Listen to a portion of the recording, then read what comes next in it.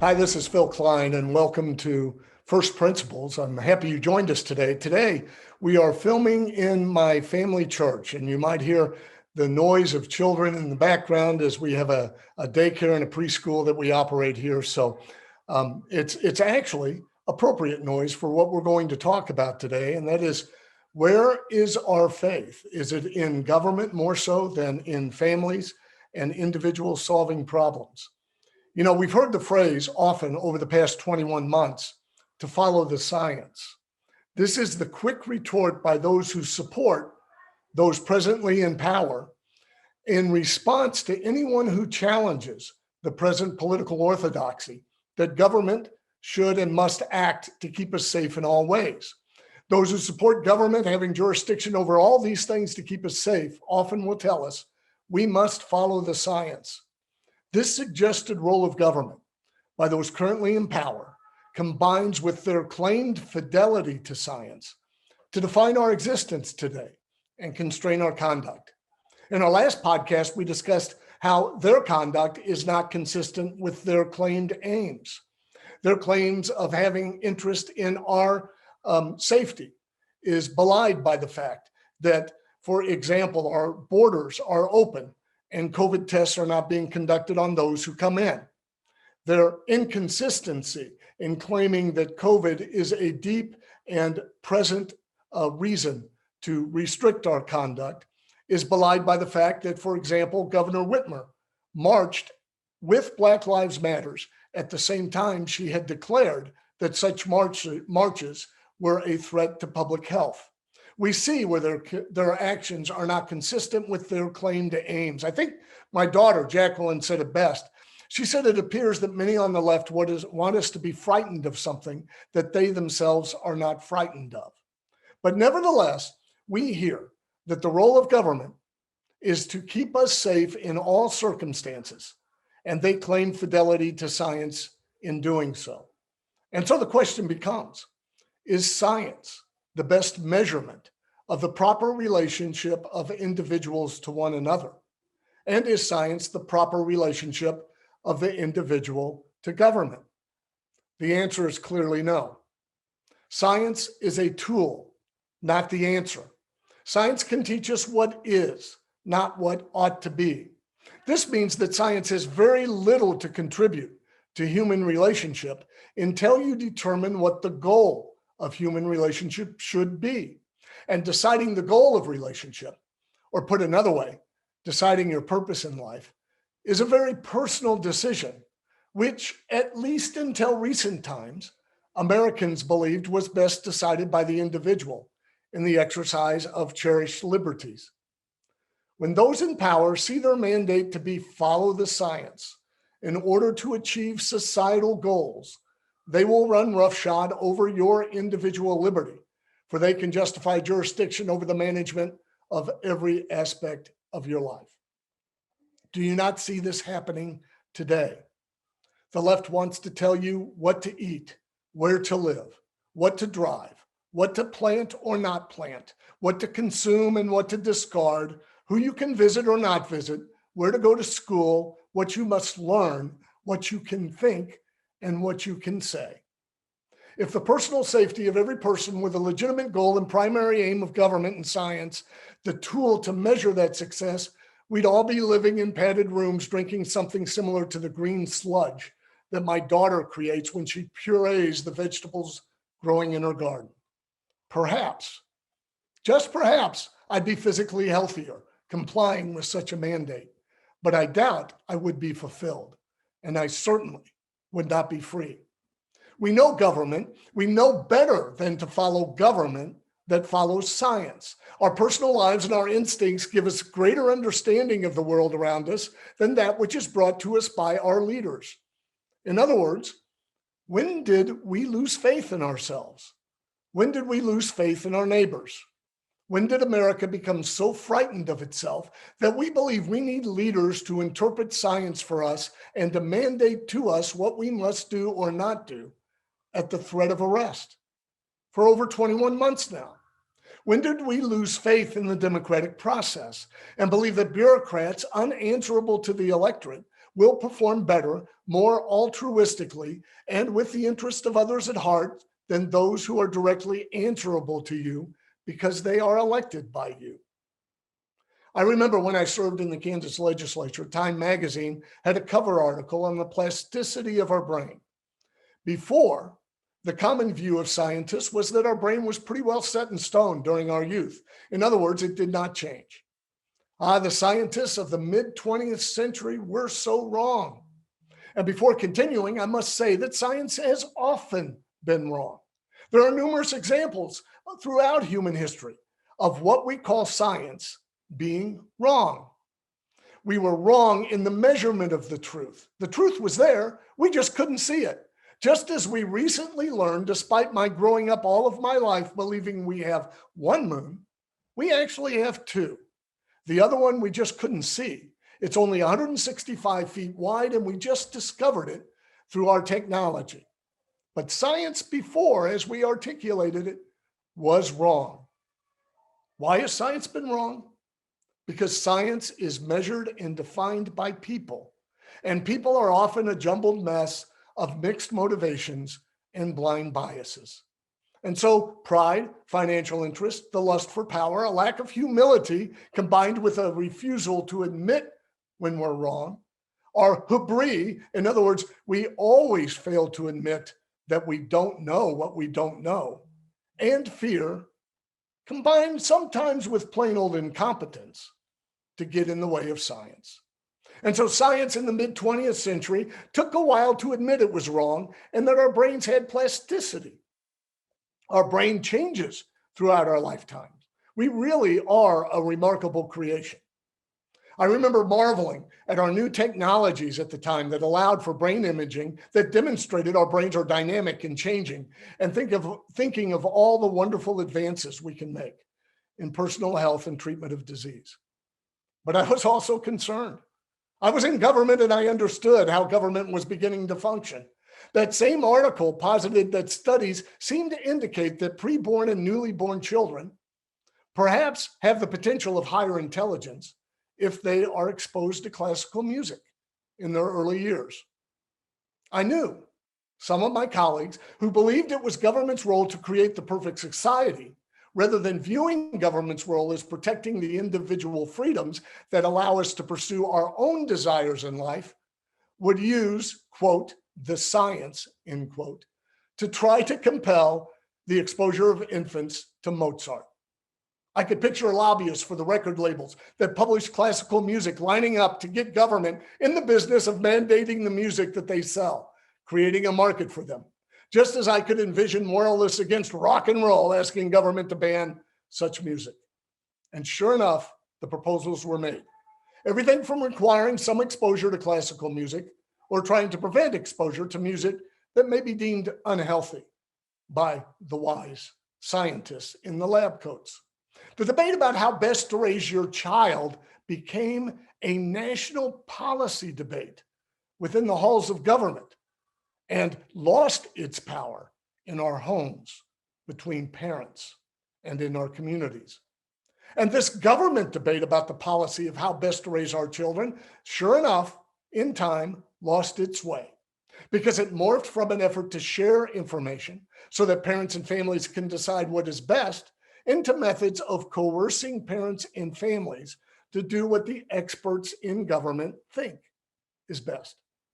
Again, this is a loss of faith in our fellow citizens to exercise freedom with responsibility, and a placing of faith in government, which, by the way, is made up of those same citizens in whom our faith is so diminished we choose government compulsion over freedom. Can you see how insane our political discourse is today? Now, this is not anti-science, nor am I against classical music. I love it. And I'm amazed by science. I just don't believe that because science says A, that government must mandate A. In other words, science is morally neutral and provides no guidance until you apply science to a purpose. And purpose, the should or should not question of life, and not the what question of life, is always a moral question. Science and experience have taught us that splitting the atom births great power that can be used to heat our neighbors' homes or dropped on their heads, which is a moral question. How you use what science teaches is a moral question that science cannot, or at least should not, answer. If science were the dictator, the left presently falsely claims as their God, and following the science, our definition of government, we'd operate more like a bee or ant colony than a democratic republic. And we now presently see this type of vacuous political thinking. A recent poll of college students demonstrated how dangerous this type of thinking is to individual freedom. College students were first asked to agree whether certain actions were, quote, not right or, quote, best not to endure.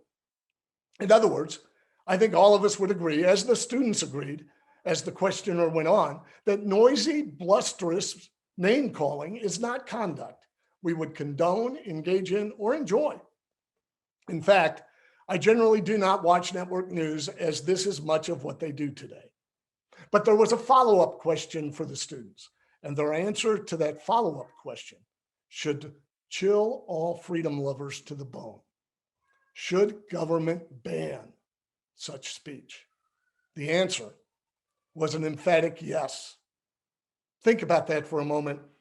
In other words, due to a failed education system, a myopic media, and a failed political class, students would rather have a government official show up with a badge to declare what is exactly noisy, blusterous name calling, rather than allow themselves to decide for themselves and turn the channel or walk out of the room.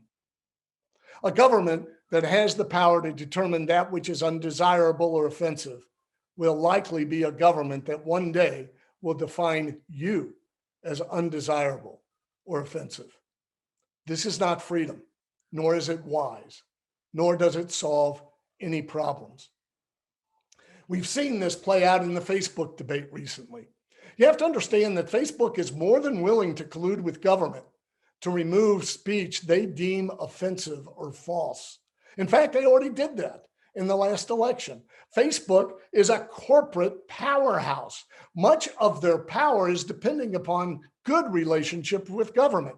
They want to avoid antitrust suits. They want to continue in their influence around the world. And so they're more than willing to get government on their side and to chill your speech. Again, when have we lost faith in ourselves and our neighbors and placed such faith in distant government or so-called experts? Many of our youth today, it appears, believe government's role is to fix everything and anything without ever identifying something in the past that government fixed, and actually refusing to acknowledge there is precious little that government is able to fix, except perhaps the interstate highway system and the transportation of goods. But I guess I could be wrong about that, as some are now claiming our highway system has a racist design and our goods are not getting it to us. So it looks as if government failed here as well. But let's not let facts get in the way of government's claim it can fix all human ills. And certainly let's not let the so-called facts of the noisy, boisterous name-calling crowd prevent us from infringing on their freedom of speech. The students in the poll were willing to jettison the First Amendment to have a safe space away from thought and speech they deemed unpleasant. You know, we should not be surprised at this. For generations now, we have taught our children they are environmental and genetic accidents, that who they are and what they are is totally dependent upon external forces upon them, and that the primary influential force in their life is government and the use of government power, and the misuse of that power has caused all of their problems.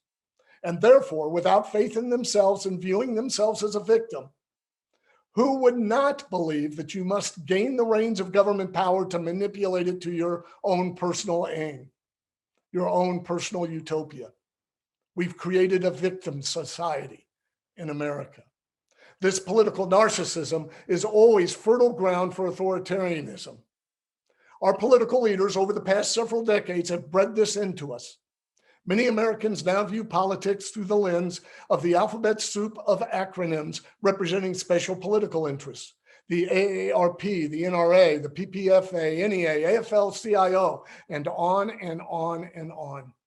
They give us the scorecards that measure how deeply we think and how we will use our political capital, our vote.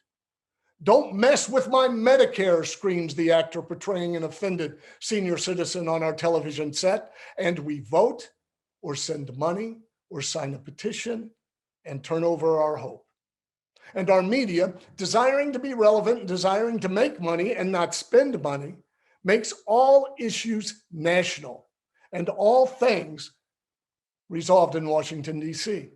All debates are national. Heck, anything a news producer deems outrageous or emotion generating becomes a national story as Americans, unfortunately, engage in some of their favorite form of cancel culture, ridiculing our fellow citizens or watching media outlets ridicule other media outlets. And our nation's political class, also desiring to be relevant so that mass emails will generate enough resources to maintain authority, rush to national media outlets to claim fixes to all problems of all peoples at all times. Let me ask you, when was the last time you heard an elected leader tell you, "That's not my job to fix it, and if I tried, I'd do far worse than you"? I remember the Republican primary when George Herbert Walker Bush was running for president. There were 7 Republican candidates, and they had a national debate, and they allowed the audience to ask questions. And a gentleman stepped forward to the microphone and said, "All of you desire to be my president. I am your constituent. Therefore, you're like my father, and I'm your child. What will you do for me?" And I can't explain the disappointment that I had when every Republican candidate tried to answer the question. And not one of them said, "Get a life. I'm not your father. You're not my child. I'll protect your freedom to build your own hopes and dreams." These factors, a loss of common political understanding as to the role of government due to the failure of public education, the dividing and exploiting of public passions based on narrow political interests to win elections, media and Congress nationalizing all issues to accrue power and money to Washington, government consumption of greater wealth and the placement of a greater financial burden on families, and the promotion of an aggressive secular orthodoxy that compels cultural hegemony have placed freedom on the endangered species list. So what is it that you can do? What is it that we can do? Well, fortunately, your fellow citizens, in whom all of us should have a little more faith, and some of you are already doing it. Parents are going to school board meetings. Neighbors are speaking to neighbors. People are raising their voices. In fact, some are getting downright boisterous. We can together reject cancel culture and stop the personal attacks and rather listen to the substance of what a person says, then vigorously oppose the idea or substance if we disagree without canceling the person. A nation peopled by individuals unwilling to stand for the freedom of those with whom they disagree will not be a nation that is peopled by free individuals for long. We can recognize that government, especially national government, is not our national salvation, that hopes and dreams and answers are better found around the kitchen table, where a parent, a teacher, and a child interact in our local communities, people working together to solve the problems they face together. Our national government is certainly needed, but generally to prevent local government from harming the fundamental rights of our fellow citizens. But otherwise, isn't it time that we have faith in one another again by allowing our fellow citizens to determine how best to raise their families, where to send their children to school, how to manage their own garden, and where and how to invest their own earnings?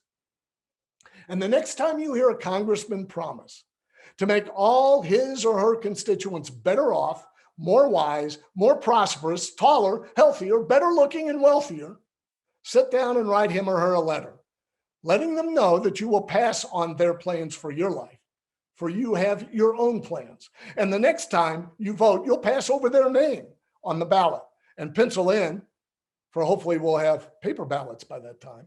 Pencil in someone else's name, write in your own, or color in a different oval. We are in need of a true awakening in America.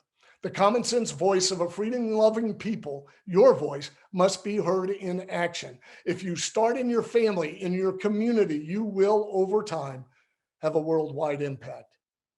And we must remember the wisdom and the words of the great civil rights leader and former Supreme Court Justice Thurgood Marshall, who wrote in one of his Supreme Court decisions that there are and will come times of great national emergencies when constitutional rights seem too extravagant to endure. It is at these times, Justice Marshall writes, that we must be the most vigilant in their protection. I'm Phil Klein.